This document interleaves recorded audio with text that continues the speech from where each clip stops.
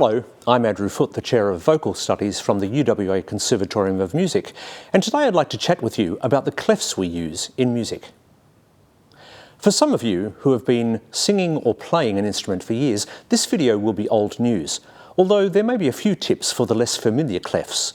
And for others where your musical genres may be based upon chord charts, guitar tabs or other notation styles, this is a Learn the Basics video. I'm going to assume you understand about notating pitch and the diatonic scale, but if you'd like a refresher, as well as the history of musical notation and clefs, see the links below for separate videos. I'm guessing that this 5-line musical staff will be recognisable to you. This staff was standardised in most cities throughout Europe from about the 15th century. Today we can have multiple staves, particularly for choral music, small ensembles or larger ensembles, as shown in this orchestral score. On the standard 5-line staff, we interpret each of the 5 lines and each of the 4 spaces between the lines as separate pitches. As we head further up or down beyond the 5 lines of the staff, we add ledger lines. In effect, this shows that the staff extends upwards or downwards. The problem is, how do we know what pitch belongs to each line or space? And to answer that, we need to know what clef is being used. The word clef derives from the French word clé, which translates as key. A clef, therefore, is merely a symbol that, when placed upon a musical staff, tells us how to interpret the pitches of the notes. Actually, that's not entirely true. For our drummer friends, not all clefs show pitch.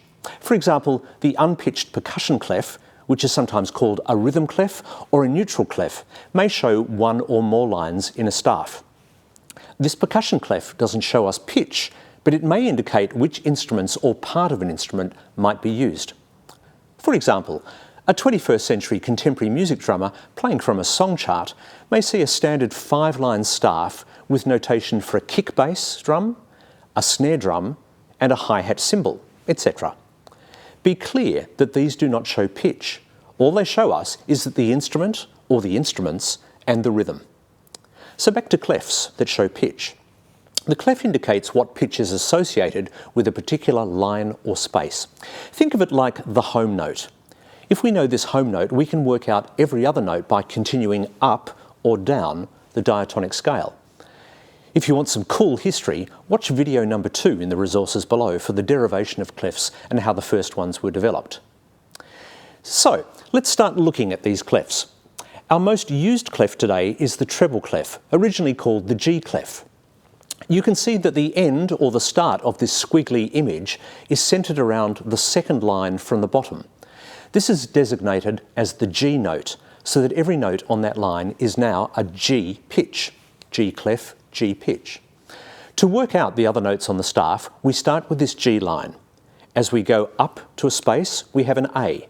The next line is a B. The next space, a C, and so on. Working downwards, we just go backwards in the alphabet. If you need a refresher on the pitches, see video 6 in the resources section below. So that's our treble clef. The next most popular clef is the F clef, which today is almost always called the bass clef. Just as we saw with the treble clef, which was centred around a G, the bass clef was originally centred around the F pitch, notated on the second top line. The good news is that we apply the same approach by stepping up or down from this F. As a quick aside, if you don't normally use a clef for your voice or instrument, there's no need to memorise the notes, because now you can always work it out from knowing your home line G in treble clef or F in bass clef.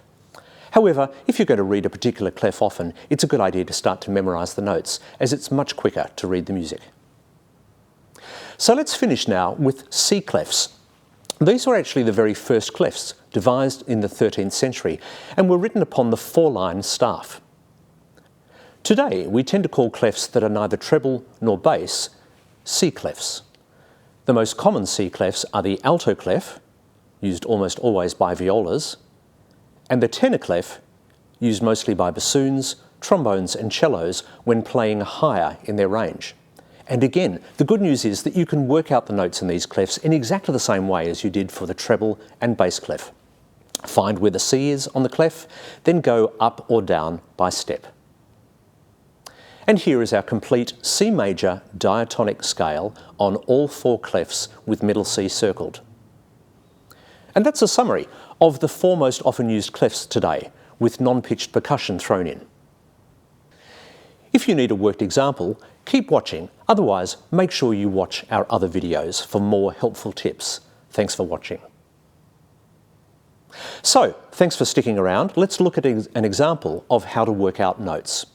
Here we see violins 1 and 2 in treble clef, viola in alto clef, and a cello starting in bass clef but moving to tenor clef just before playing, and both staves of the piano in bass clef.